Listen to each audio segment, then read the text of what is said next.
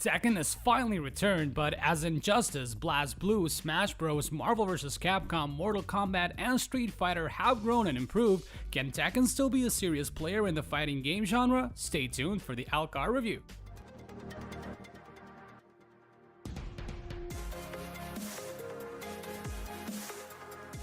Tekken first punched its way into gamers' hearts in 1994 and set itself as the de facto 3D fighting game. In these early days of the original PlayStation, Tekken stood against Battle Arena Toshinden and Tobal No. 1 and completely dominated them. Seriously, has anyone over the age of 30 heard of these fighting games or played them originally? Since then, Tekken has grown from strength to strength, with each sequel being both critically and fan-regarded. I would go as far as to say that it's the only thing that has kept Namco in players' minds for the last 15 years. Tekken 7 was originally released in 2015 in arcades in Japan. Console owners had to wait another 2 years to finally get the game and finish off the Mishima Zaibatsu Corporation saga.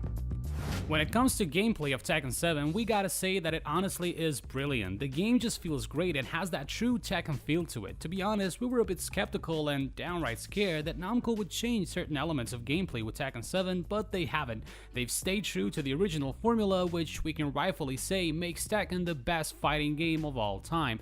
Basically, it feels identical to good old Tekken 3, just that it has much fancier visuals. For any fighting game sequel, there are two important things to cover: new characters and changes to the fighting style, so let's get into it. Aw, come on.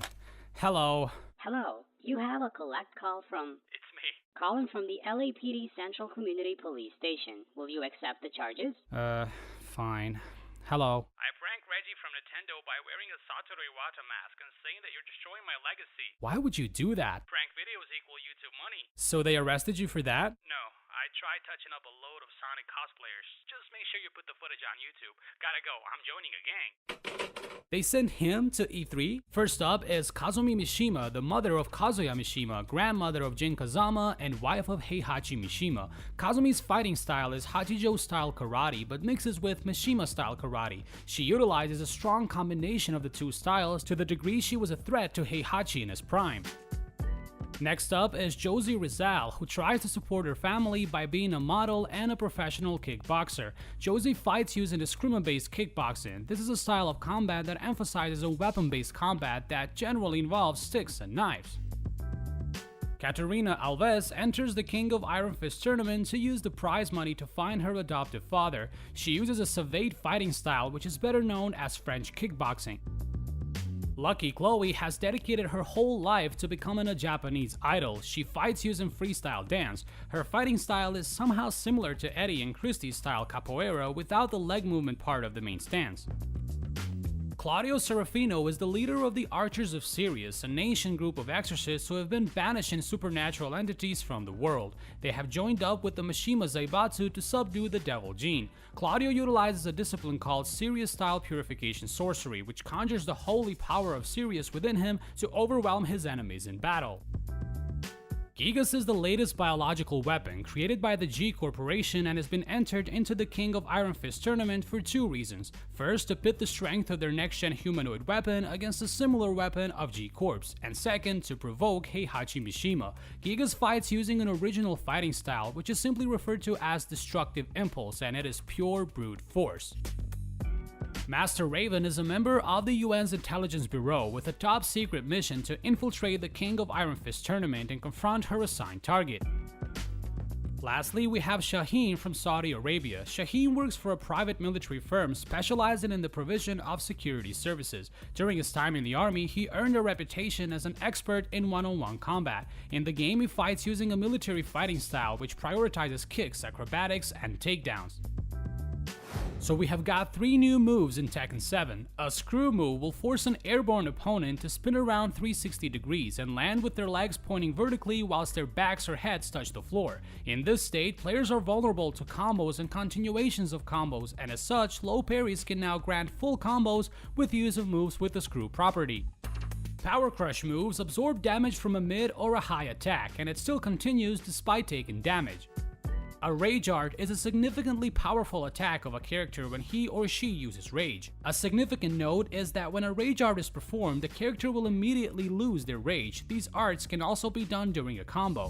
Personally, I think Power Crush is a bit OP with certain characters, for example Paul. It's also used quite often online, people spam it far too much, and it can be a nuisance for new players as basically if hit by 3 or 4 Power Crush punches with Paul, they lose 99% of the time because chances are they won't know how to dodge or take advantage of the fact that Paul could still take damage whilst loading his Power Crash attack. Rage Art is fine though, it can be used strategically to win fights, it's not as OP as Power Crush.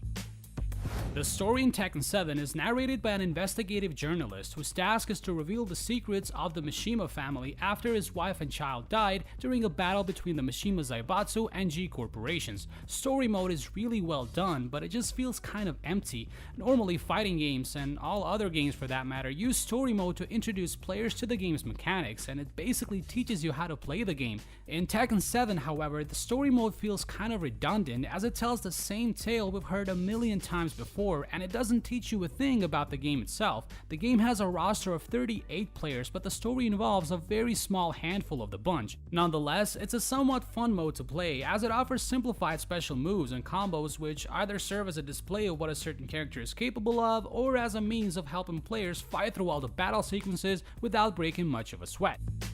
Arcade mode is a recurring game mode in the Tekken series, and it's probably one of the iconic things of the game. Normally in Tekken games, after going through all the stages with a certain character, you'd get a specific ending for that character. This time around though, things seem to be a bit different as we did not get a specific ending or even a boss fight at the end. We did however get different fights when we played with different characters, but that was about it. We still like this mode though because like we said, it's one of those modes that really takes you back to those times where arcade and couch co-op were basically the only modes to play.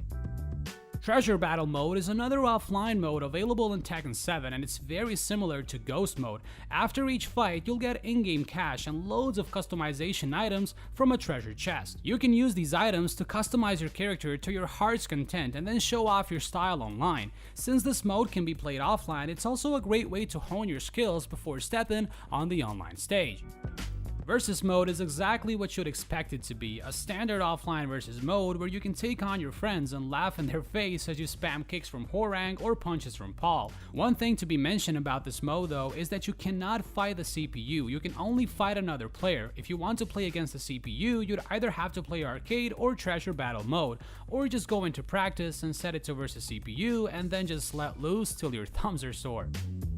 Online is where the real fun is at, but it's also the place where all the troubles start. There's a standard online mode of 1 vs 1 where you can choose between a standard or ranked match, and there's also the very interesting tournament mode, which is really our favorite. The tournament style is knockout, but this can somewhat be changed with the newly introduced double elimination mode where even if you lose, you still have a chance of making it to the finals. This mode is pretty straightforward, from creating your own tournament or searching for one online. However, even though this is our favorite mode of the game, that doesn't mean that it's perfect. Far from it, the game is riddled with lag issues. While you don't necessarily experience lag during matches, finding a match is at times damn near impossible. This is especially frustrating during the tournament mode where you get randomly kicked out of the session because another player who has a bad connection decided to join your party. Finding a regular 1 vs 1 match is also very difficult. Mind you, the problem doesn't lie in the number of players, as there are loads of fighters playing the game. It's the poor servers that are to blame. Namco have tried addressing this issue with introducing a patch that was supposed to fix the online issues, but to no avail. The problems are still very much present. We really hope they iron these issues out, because right now playing online means biting your nails in fears of being disconnected seconds before winning your first tournament.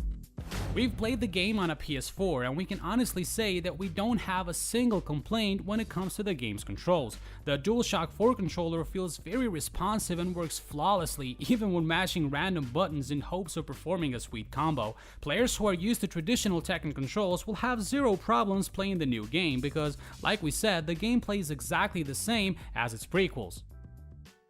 And now it's time for a ubiquitous video game rage. This edition is supplied by Gamers Against Eddie.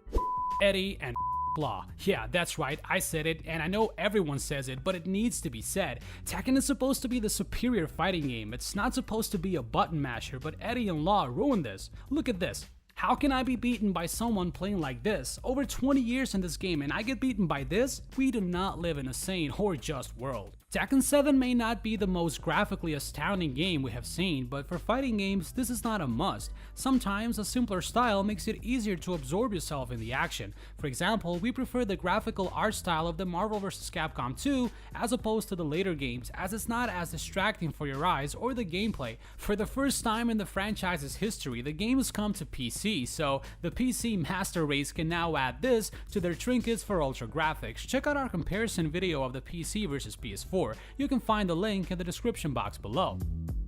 The music for Tekken 7 is clearly a product of its time, nothing by EDM or dubstep, which is great if you like the music, but if you don't, there isn't really a variety of styles to keep you happy with the new music. The game does redeem itself by letting you listen to soundtracks to every single Tekken ever released, including the Tekken Tag Tournament games. Also, all the cutscenes from previous games can be viewed, along with static image galleries, the videos and pictures combining to tell the full story of the series.